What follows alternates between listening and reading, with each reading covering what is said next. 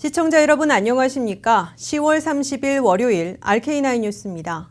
날씨가 추워졌습니다. 소외된 사람들, 또 어려운 사람들은 더 춥기 마련이죠. 한 번쯤 우리 이웃을 돌아봤으면 합니다. 첫 소식입니다. 도널드 트럼프 대통령이 한국을 포함한 첫 아시아 순방을 앞두고 핵무장, B2 스텔스 폭격기와 항공모함 전단 등 전략 자산을 총출동시켰습니다. 어떤 도발 행동을 할지 모르는 북한에게 군사 대응 불사라는 단호한 메시지를 보내는 동시에 한국과 일본, 중국에게도 강력한 대북 대응을 요구하려는 것으로 해석됩니다. 김윤재 기자가 보도합니다. 11월 3일부터 14일까지 한중일 3국과 베트남, 필리핀 등 첫 아시아 순방에 나서는 도널드 트럼프 대통령이 핵무기 공격이 가능한 B2 스텔스 폭격기와 죽음의 백제로 불리는 B1B 전략 폭격기, 그리고 아르마다 무적 함대로 불리는 항공모함 강습 전단 등을 앞세우고 독보적인 파워를 가시하고 있습니다. 미국은 지난 주말 B2 스텔스 폭격기를 미주리주 화이트먼 공군기지에서 출격시켜 아시아 태평양 지역 비행 임무를 수행했습니다. 미 전략사령부는 B2 스텔스 폭격기가 어느 지역을 비행했는지 구체적으로 밝히지는 않았지만 한반도 상공에 출격해 북한의 핵미사일 위협이 레드라인을 넘었을 때는 북한 공격, 특히 핵무기 공격까지 단행할 수 있다는 위협 비행을 실시한 것으로 간주됩니다. B2 스텔스 폭격기는 미 본토에서 공중급유를 받고 논스톱으로 날아가 적의 레이더에 잡히지 않고 악천 후에도 상관없이 폭격할 수 있으며 핵무기를 16기나 발사할 수 있는 치명적인 전략 자산으로 꼽히고 있습니다. 이에 앞서 미국은 핵무장을 하지 않은 B1B 전략 폭격기들을 한 달에 한 번꼴로 한반도에 출격시키고 함흥을 비롯한 북방 한계선 위쪽으로 위협 비행을 하거나 폭격 훈련을 해왔습니다. 특히 미국은 항공모함 3척을 한꺼번에 한반도 인근 해역에 집결시켜 전례 없는 대북 압박을 가하고 있습니다. 트럼프 대통령은 전 세계 바다를 장악하고 있는 항공모함을 아르마다라고 부르면서 1500년대 후반 스페인의 무적 함대를 빗대 독보적인 미군 파워를 과시하고 있습니다. 일본의 모항을 두고 한국과 군사훈련을 실시한 항공모함 로널드 레이건에 이어 샌디에고를 출항했던 시오도 루즈벨트, 인도양 쪽에서 온 세 번째 항모 니미초까지 3척이나 집결해 있는데 이는 전시회나 볼 수 있는 전례 없는 압박 조치로 해석됩니다. 특히 북한 김정은이 직접 공언한 대로 태평양상으로 중거리 미사일을 발사해 핵실험까지 감행할 것에 대비해 첨단 감시 추적 시스템을 총동원해 미 군함에서 북한 미사일을 요격하는 실험을 실시할 것으로 전해졌습니다. 트럼프 대통령은 자신의 첫 번째 아시아 순방길에 핵무장 스텔스 폭격기와 무적 함대의 위용을 과시하는 동시에 북한은 물론 중국에게도 군사 대응 불사라는 강력한 메시지를 보내며 압박을 극대화하려는 의도로 해석됩니다. RKTV 뉴스 김윤재입니다. 한반도에서 전쟁이 일어나면 개전 초 며칠 만에 30만 명이나 사망할 것이라는 새 보고서가 나왔습니다. 미국은 대규모 증원군을 투입해야 하고 그러면 중국과 러시아, 일본까지도 참전해 확전되면서 더 큰 인명피해를 내는 대재앙으로 비화될 것이라는 경고입니다. 자세한 내용 이황 기자가 보도합니다. 도널드 트럼프 대통령의 첫 방한 등 아시아 순방을 앞두고 워싱턴에서는 한반도 전쟁 시 핵무기 사용 없이도 개전 초 며칠 만에 30만 명이나 사망하고 중국, 러시아, 일본까지 개입해 확전될 것이라는 섬뜩한 적색 경보가 발령됐습니다. 초당적인 미 의회 조사국은 연방 의원들에게 제출한 새 보고서에서 북한이나 미국의 선제 공격으로 한반도에서 군사 충돌이 일어나면 핵무기를 쓰지 않고 재래식 무기만으로도 개전 초 며칠 만에 최소 3만 명에서 최대 30만 명이 사망할 것으로 추산된다고 밝혔습니다. 블룸버그 통신이 입수해 보도한 62쪽짜리 미 의회 조사국 보고서에 따르면 한반도 전쟁 발발 시 남북 양쪽 접경에 밀집돼 있는 2,500만여 명이 영향을 받게 되며 여기에는 미국 민간인 10만여 명도 포함됩니다. 이 보고서는 특히 북한이 분당 10,000발을 쏠 수 있는 화력을 갖추고 있기 때문에 핵무기가 아닌 재래식 무기만으로도 개전 초 불과 며칠 만에 3만 명에서 30만 명이 사망할 것으로 내다봤습니다. 또 미국은 선제 타격을 가하더라도 대규모 인명피해까지 막지는 못할 것이라고 지적했습니다. 보고서는 이어 한반도에서 전쟁이 나면 미국은 대규모 증원군을 투입해야 하며 중국, 러시아, 일본도 참전하게 돼 확전되면서 전사자 비율도 급격히 높아질 것이라고 경고했습니다. 블룸버그 통신은 이 암울한 보고서가 북한의 핵미사일 위협과 미국의 강경 대응으로 긴장이 고조돼 있고 트럼프의 첫 방안을 앞두고 나와 군사 옵션과 군사 충돌, 전쟁의 위험성을 상기시킨 것으로 평가했습니다. 이 보고서는 미국의 제재와 압박 외교, 무력 시위 등이 북한 대량 살상무기 프로그램에 진전을 늦췄을 수 있으나 멈추지는 못했다고 평가했습니다. 이어 북한이 내년에 핵탄두로 미 본토를 공격할 수 있는 미사일 능력을 갖추면 한반도 내에서 전쟁이 일어나는 것보다 위험이 훨씬 커질 것이라는 전문가들의 의견이 더 많다고 소개했습니다. 하지만 미국이 정말로 군사 옵션을 사용할 수 있다고 북한과 중국을 믿는다면 전격적으로 대화와 협상 국면으로 전환될 가능성도 높아질 것으로 보고서는 내다봤습니다. RKTV 뉴스 이황입니다.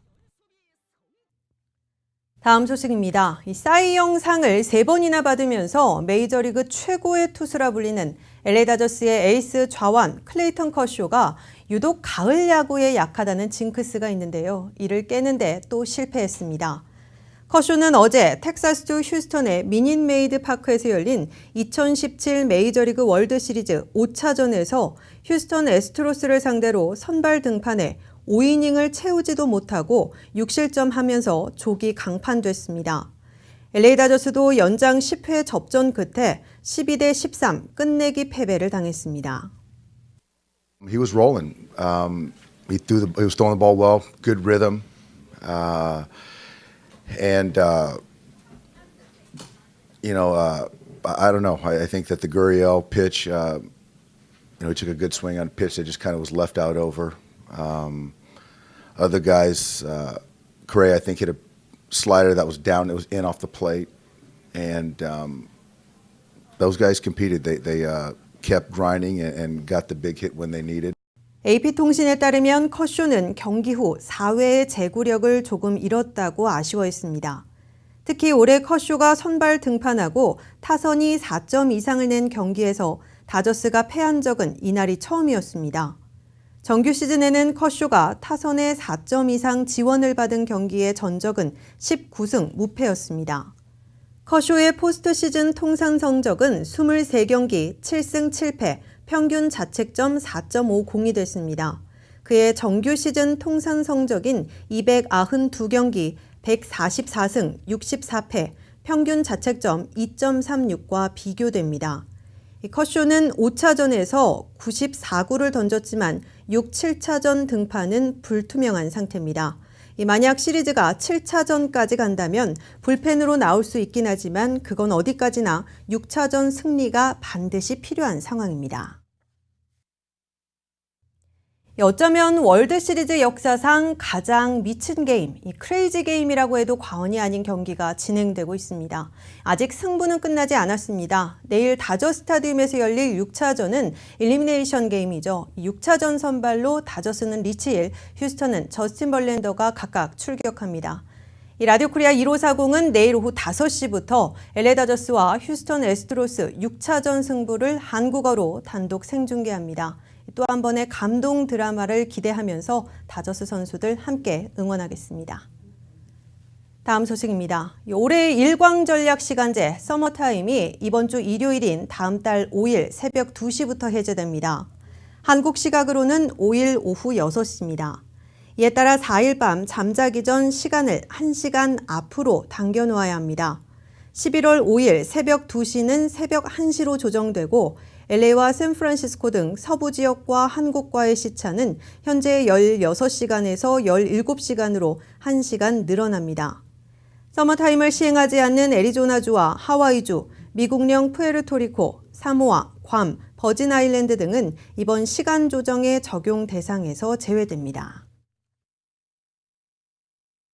트럼프 선대위원장이었던 폴 매나포트가 첫 번째로 기소돼 러시아 스캔들에 대한 로버트 뮬러 특별검사의 수사가 연쇄 기소로 이어지고 대통령 탄핵의 불씨까지 지필지 초비상이 걸렸습니다. 뮬러 특별검사는 선거와는 상관없는 경제사범으로 기소하면서 출발했지만 곧 러시아 내통 의혹과 수사 방해 혐의까지 파헤쳐내 트럼프 대통령 가족들과 대통령 본인에게까지 비화될지 관심이 급격히 고조되고 있습니다. 관련 내용 워싱턴에서 한면택 특파원이 보도합니다. 도널드 트럼프 대통령의 러시아 스캔들을 수사해온 로버트 뮬러 특별검사가 마침내 예리한 칼을 빼들기 시작해 워싱턴이 요동치고 있습니다. 로버트 뮬러 특별검사는 첫 번째 기소 조치로 트럼프 선거위원장이었던 폴 매나포트와 부본부장이었던 릭 게이츠를 12가지 중범죄 혐의로 기소하고 허위 진술 유지를 시인한 외교정책 보좌관이었던 조지 파판도플로스도 재판에 넘겼습니다.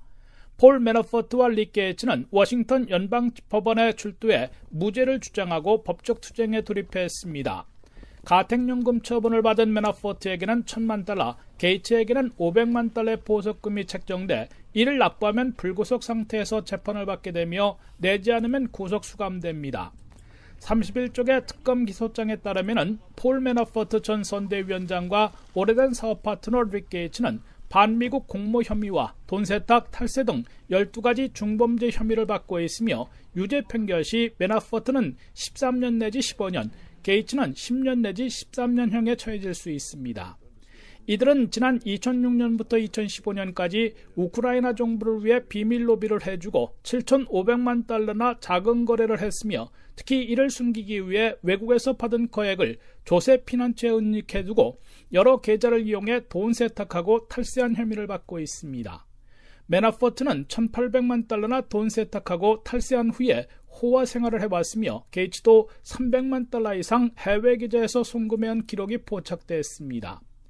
선거 참모들의 기소에 대해 트럼프 대통령과 백악관은 이번 기소는 대선이나 내통 의혹과는 무관한 것이며 그들의 비즈니스와 관련된 것이라면서 최대한 맞대응을 자제하고 있습니다. 그러나 로버트 뮬러 특별검사의 수사는 경제범죄 기소로 시작했으나 출발일 뿐이며 곧 러시아의 대선 개입과 트럼프 캠프의 내통 의혹, 이를 은폐하기 위한 사법방해 혐의를 파헤친 수사 결과를 내놓으며 연쇄 기소로 확대될 것으로 관측되고 있습니다. 폴 매나포트는 내통 의혹 혐의도 추가될 수 있으며 국가안보보좌관이었던 마이클 플린, 대통령의 장남인 트럼프 주니어, 사위인 제러드 쿠시너 가운데 누가 2번 타자가 될지, 트럼프 대통령 탄핵에도 화염이 번질지 법적, 정치적 전운이 짙어지고 있습니다. 지금까지 워싱턴에서 RKTV 뉴스 한면택입니다. RK9 뉴스 잠시 후에 계속됩니다.